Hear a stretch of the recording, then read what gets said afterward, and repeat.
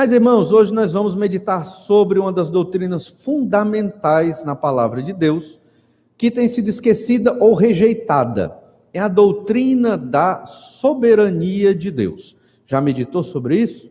Essa verdade que está na Bíblia, ela é imprescindível para a nossa saúde espiritual, física, emocional, psicológica, em todos os aspectos. A doutrina da soberania de Deus nos dá tranquilidade, nos dá paz, tira um peso das nossas costas em muitos aspectos da vida.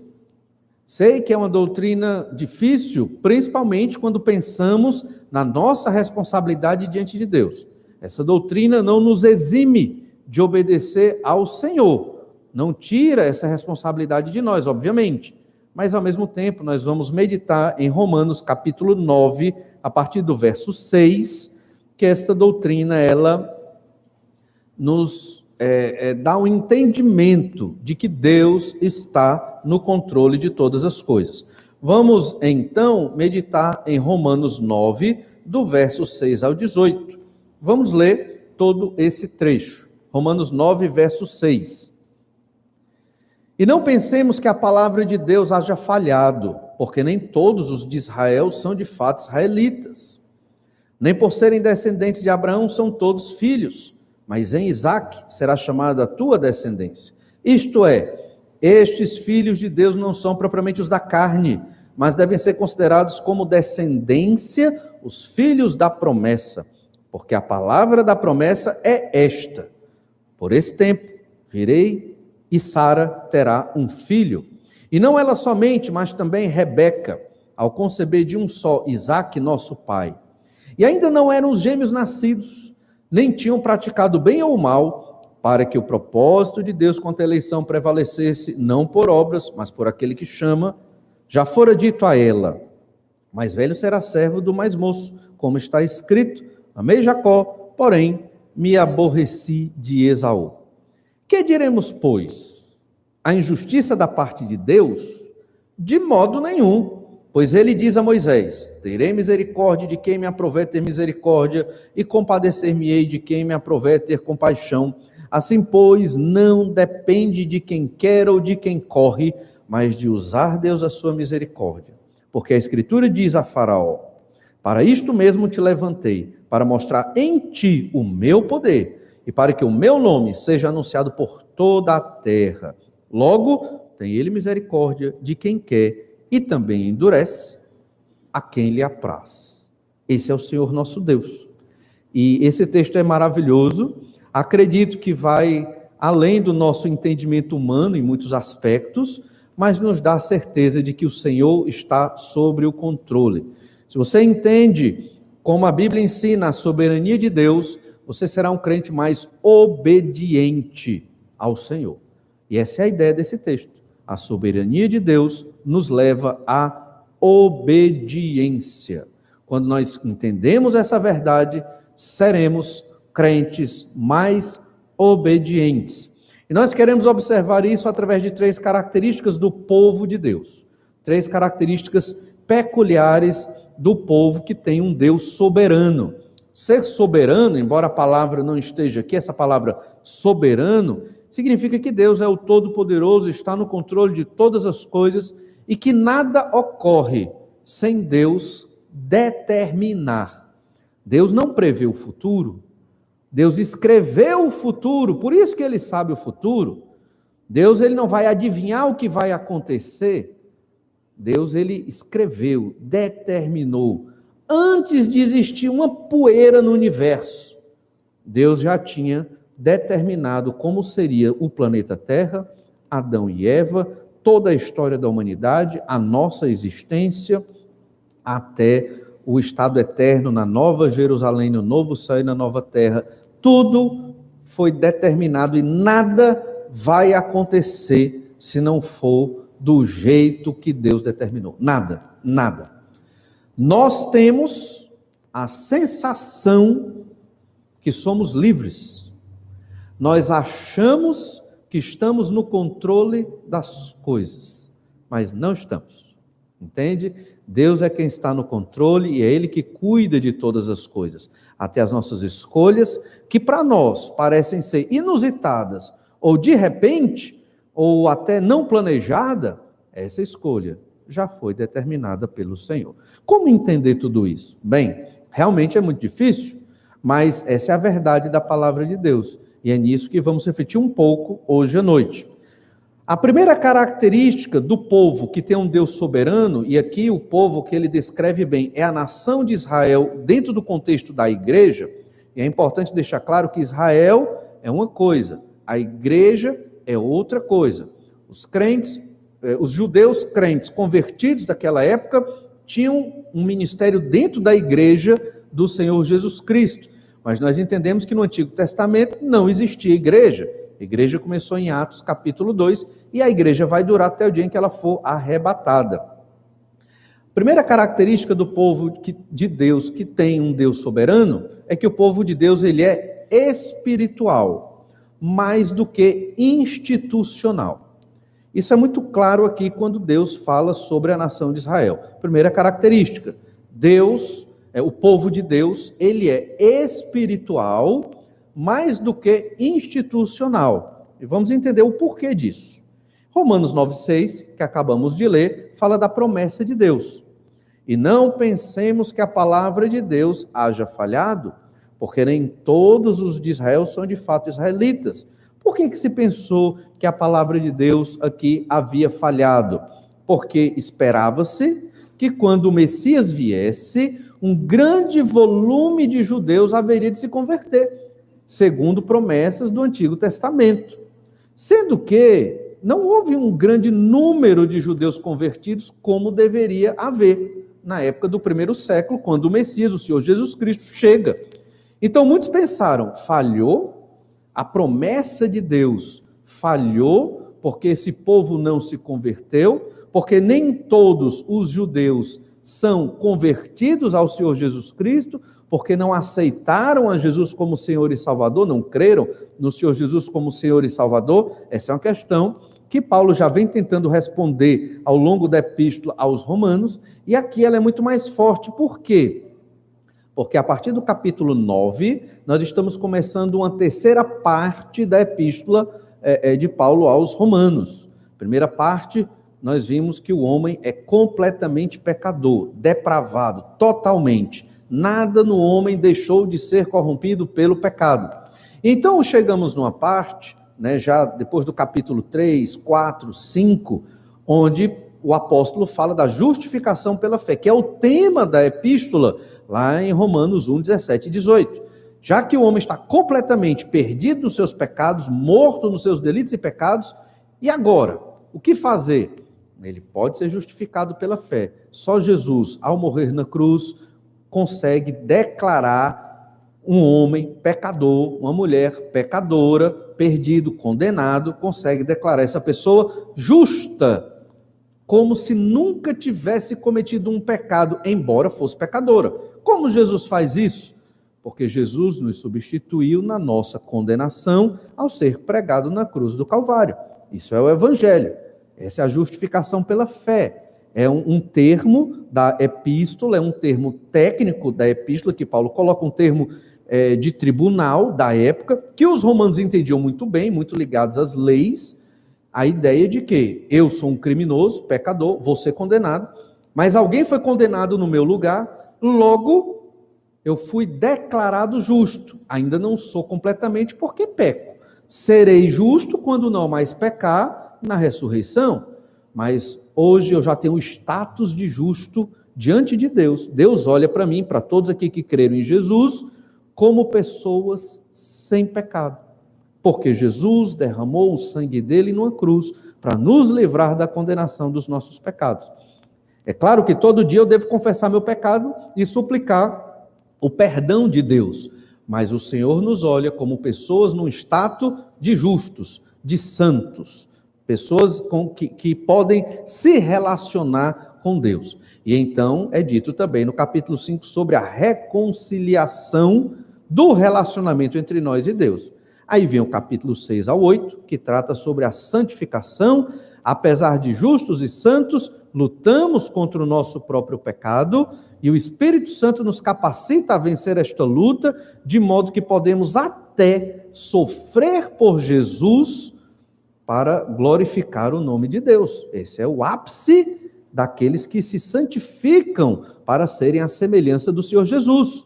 É estarem prontos para sofrer pelo nome do Senhor Jesus Cristo, naquilo que for necessário, dentro de cada época, de cada contexto, de cada momento da igreja do Senhor Jesus. Agora, no capítulo 9, 10 e 11, que é essa terceira parte, o apóstolo vai tratar de uma questão, que era uma questão complexa em todas as igrejas do mundo antigo, ali do primeiro século. Eram os judeus. Os judeus convertidos a Jesus ainda eram muito apegados a aspectos da lei de Moisés que eles não deveriam se apegar. Mas o problema aqui ainda não é esse. Esse problema Paulo vai tratar no capítulo 14 e 15 dessa epístola aos Romanos. Mas aqui o apóstolo está mostrando como a nação de Israel caiu nos seus pecados e o que foi que Deus fez com ela e por que Israel foi esquecida provisoriamente como povo de Deus, foi deixado aqui e entrou outro povo chamado igreja. É necessário explicar isso, porque o povo no Antigo Testamento é Israel. De repente surge um negócio chamado igreja, com um contexto diferente. Veja a diferença. Israel tinha rei, a igreja não tem um rei humano. Israel tinha exército, a igreja não tem exército. Israel tinha pena de morte, a igreja não tem pena de morte. Então estou dando exemplos de como é diferente. E começa uma nova época no plano de Deus. Essas épocas a gente chama de dispensações. O que é isso? É a forma de Deus administrar o seu plano no meio da humanidade. No Antigo Testamento, Deus administrou de uma forma, velha aliança. No Novo Testamento, Deus está administrando de outra forma, nova aliança. Isso não quer dizer que Deus mudou, Deus é o mesmo, mas a administração com o seu povo, ela mudou, não porque Deus viu, errei, vou consertar. Claro que não, mas porque esse sempre foi o projeto de Deus, sempre. E o Senhor é soberano. Então chega aqui, na época da igreja, os crentes se perguntam, as promessas falharam? Por que os judeus não se converteram em massa? O que foi que aconteceu? E é o que Paulo está dizendo aqui. Não pensemos que a palavra de Deus haja falhado. As promessas do Antigo Testamento não falharam. A nação de Israel ainda vai se converter em massa. As promessas feitas a Abraão haverão de se cumprir, como foi bem explanado na conferência conferência missionária sobre a nação de Israel. Na verdade, então, o pastor apresentou muito bem, o pastor Alexandre Dutra apresentou muito bem o plano de Deus para Israel, e vai haver um momento em que a igreja cessa suas atividades, Israel volta a ter destaque no plano de Deus, e Israel é quem vai pregar a mensagem do Messias, o Senhor Jesus Cristo, o Salvador, ao mundo perdido daquela época, que serão ali os 7 anos de tribulação, até a volta do Senhor Jesus Cristo. Então, isso está na Escritura, obviamente, em outro momento, podemos ver esse estudo, mas hoje é importante entender o que motivou Paulo a escrever esse versículo. Não pensemos que a palavra de Deus haja falhado. A palavra de Deus não falha, as promessas serão cumpridas. Foi o que aconteceu? Aconteceu que nem todos os de Israel são de fato israelitas. E aqui há uma divisão. Há o israelita de raça e há o israelita de fé. E isso já desde o Antigo Testamento. Às vezes, quando nós lemos o Antigo Testamento e falamos da nação de Israel, a nação de Israel como povo não significa que todos e cada indivíduo da nação de Israel no Antigo Testamento eram crentes na velha aliança. Nem todos eram. Sempre foi necessário haver conversão, sempre. E a marca dessa conversão na velha aliança era a circuncisão. E a obediência era a lei de Moisés. Esse era o processo de santificação. Do mesmo jeito que a gente tem hoje, havia naquela época, só que num formato diferente. O templo do Espírito Santo hoje são os indivíduos convertidos da igreja, os crentes. O templo do Espírito Santo no Antigo Testamento era uma casa feita de pedras. E o Espírito Santo ali habitava permanentemente. Não habitava dentro dos indivíduos. Habitava no meio do povo, abençoando o povo, mas era naquela casa de pedra, o palácio do rei, que era, no caso, o palácio de Deus, chamado templo, o santuário. Isso é para mostrar as diferenças da velha aliança para a nova aliança. E hoje nós temos muito mais intimidade com o Senhor por conta do Messias, que veio, o Senhor Jesus Cristo, e morreu na cruz pelos nossos pecados. Entendemos, então, que quando você lê no Antigo Testamento, você sempre tem que pensar dessa forma. Haviam israelitas convertidos, haviam israelitas não convertidos, no meio do povo de Israel. Em alguns momentos da história de Israel, era maior o número de judeus convertidos, israelitas convertidos, e um número menor de israelitas não convertidos. Mas em outros momentos da história de Israel, principalmente na monarquia, quando os reis se tornaram idólatras, se desviaram muito do propósito de Deus, o povo parece que acompanhava isso. E então, a maioria de Israel estava longe do Senhor e acabava sendo idólatra também. Mas havia um remanescente fiel. Sempre houve em Israel um remanescente fiel. E é interessante também lembrar que se alguém se convertesse no Antigo Testamento, que não era de Israel e era de outro povo, seria recebido como israelita. Era estrangeiro? Era. Mas a mesma lei que protegia o israelita, protegia o estrangeiro na lei de Moisés. E o estrangeiro poderia até, se ele fosse convertido, cresce no Senhor Deus de Israel, ele participava da Páscoa também.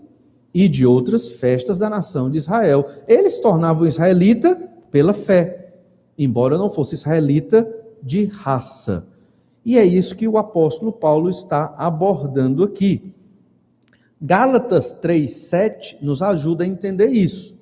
Sabei, pois, que os da fé é que são filhos de Abraão. Então, os que creram com a mesma fé de Abraão, Paulo cita a conversão de Abraão em Romanos capítulo 4. Ele foi justificado por fé também, porque ele creu, obviamente, no descendente da mulher, o Messias, que vem da tribo de Judá, da família de Davi, o Senhor Jesus Cristo. Abraão não sabia que o nome do Messias era Jesus. Abraão não sabia que ele viria da tribo de Judá, porque Judá nem tinha nascido ainda.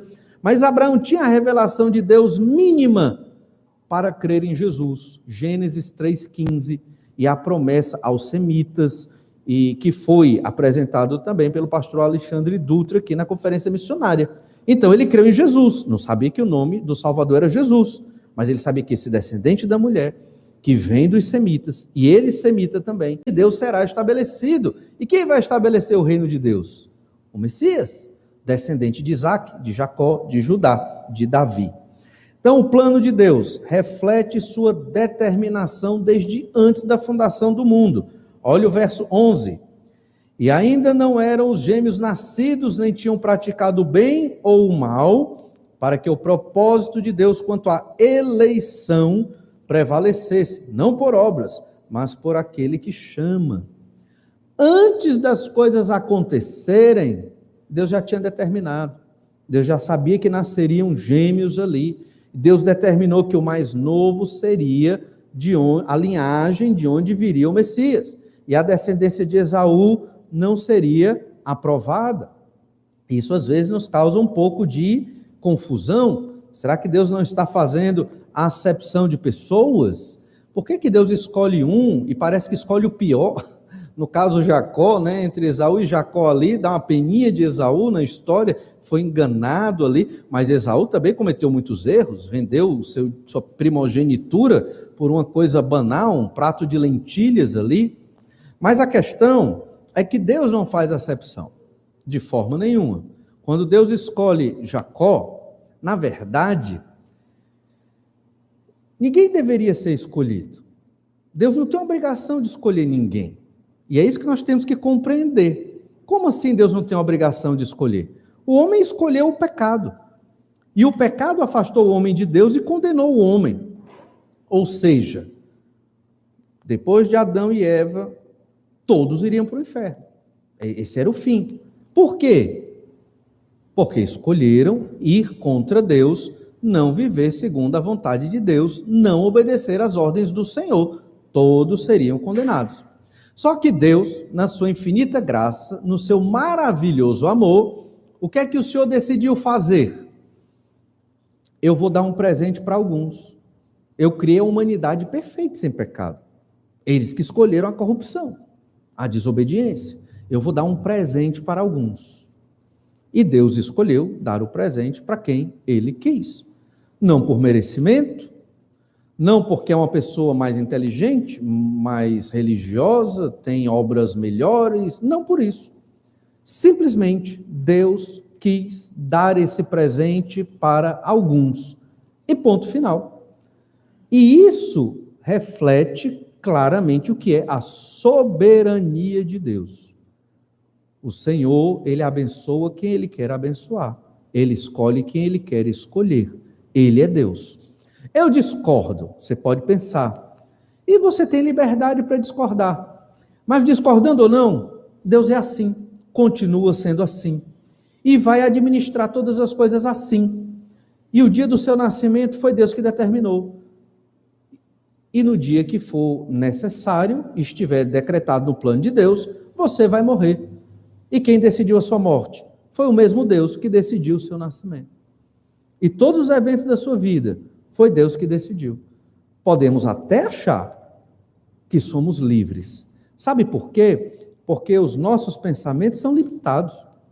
As nossas opções, a gente não coloca nem 10 opções. Quando você vai começar o seu dia, você escolhe 10 possibilidades, meu dia vai ser assim, assim, assim, assim, qual que eu vou escolher? Quem faz isso? Acho que ninguém. Deus sabe todas as possíveis possibilidades ilimitadas do nosso dia. Ele sabe porque ele escreveu tudo isso. Escrever é uma metáfora para explicar, porque Deus não tem mão para escrever.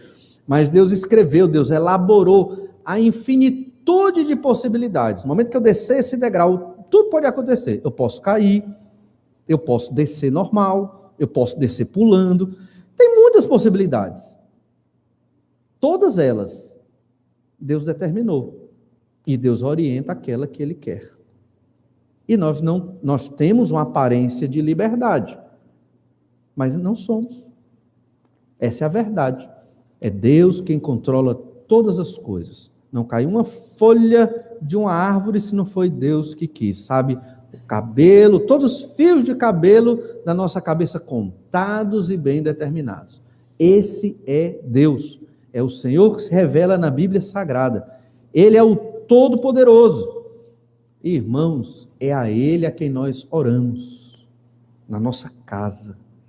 Quando você abre a sua Bíblia, faz o seu devocional diário, aí você ora ali, é a esse Deus, é com esse Deus que você está conversando.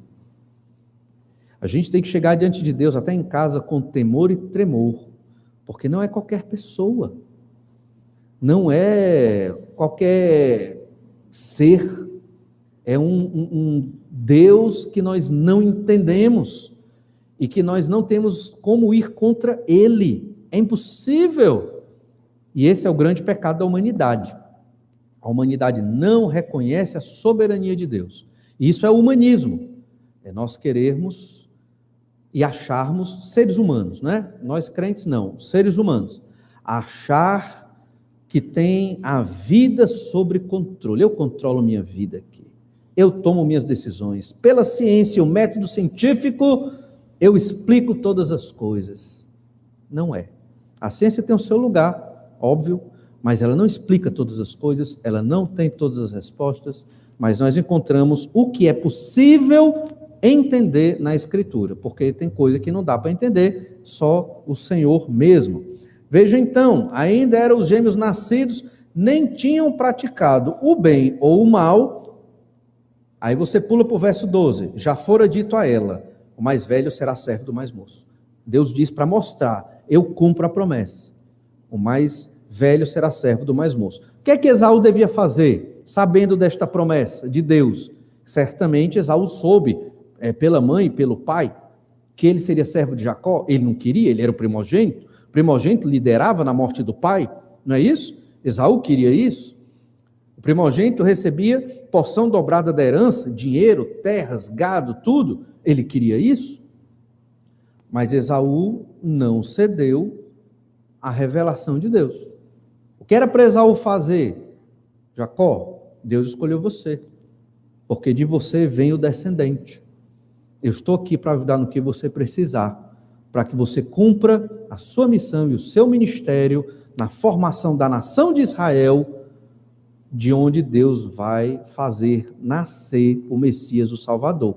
E então Esaú e os edomitas, seus descendentes, seriam aliados de Israel para proclamar o nome de Deus, para a glória de Deus no meio das nações.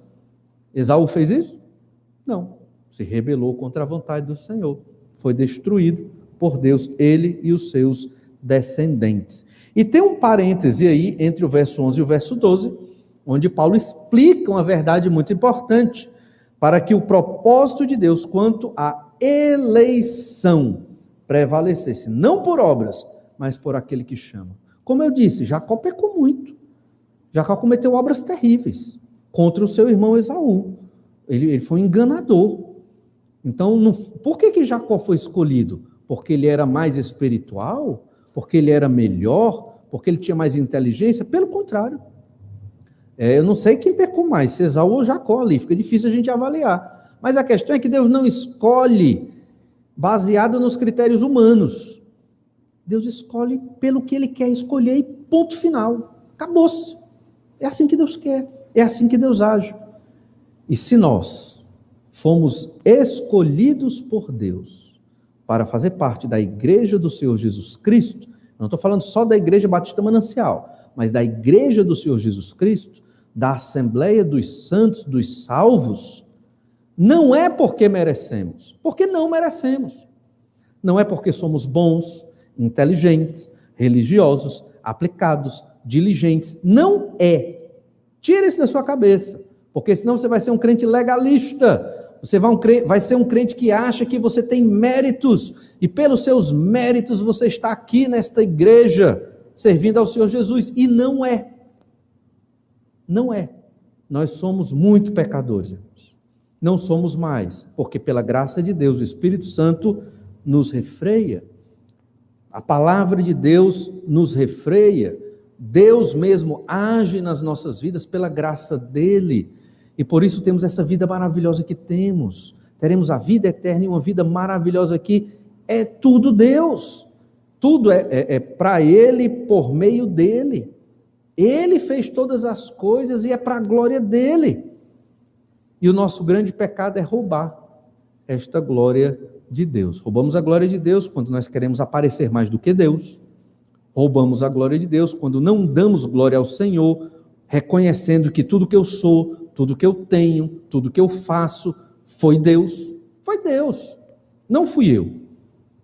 Né? Se você pensar, não, tudo que eu conquistei porque eu sou bom. Está errado. Esse é um pensamento ateísta e materialista.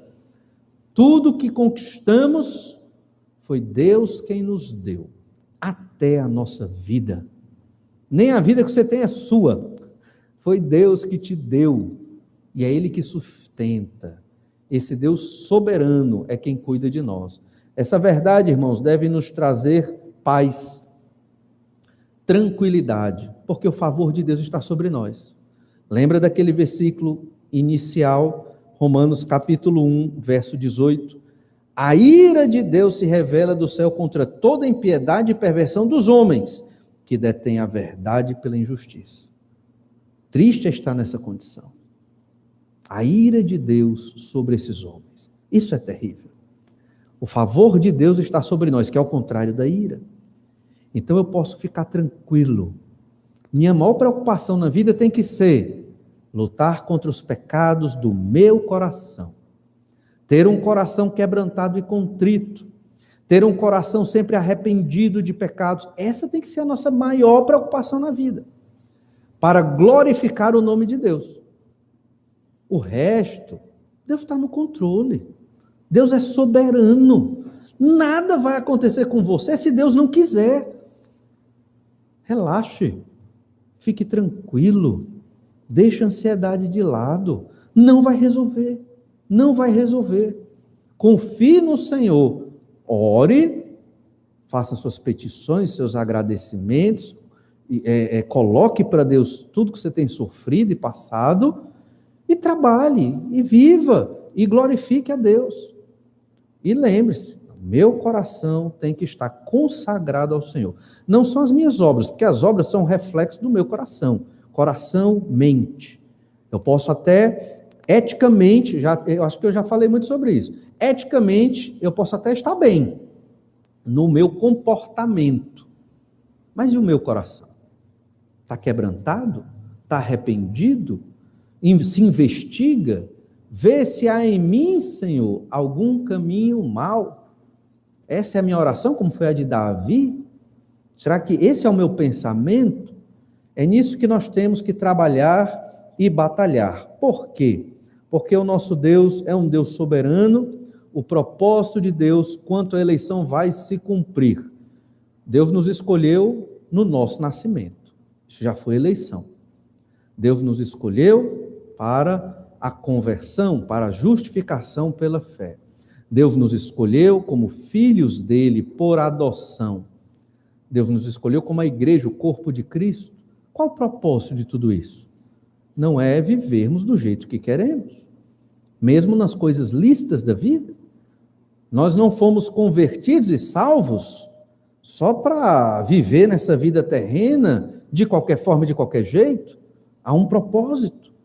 Houve um propósito para Sara, houve um propósito para Rebeca, o nascimento de Esaú e de Jacó, houve um propósito para Jacó, para Judá, para Davi e, obviamente, o Messias que chegou. Todos nós aqui que fomos salvos pelo sangue do Cordeiro, nós temos um propósito: glorificar o nome do Senhor, sendo testemunhas de Jesus até a volta do Senhor Jesus Cristo.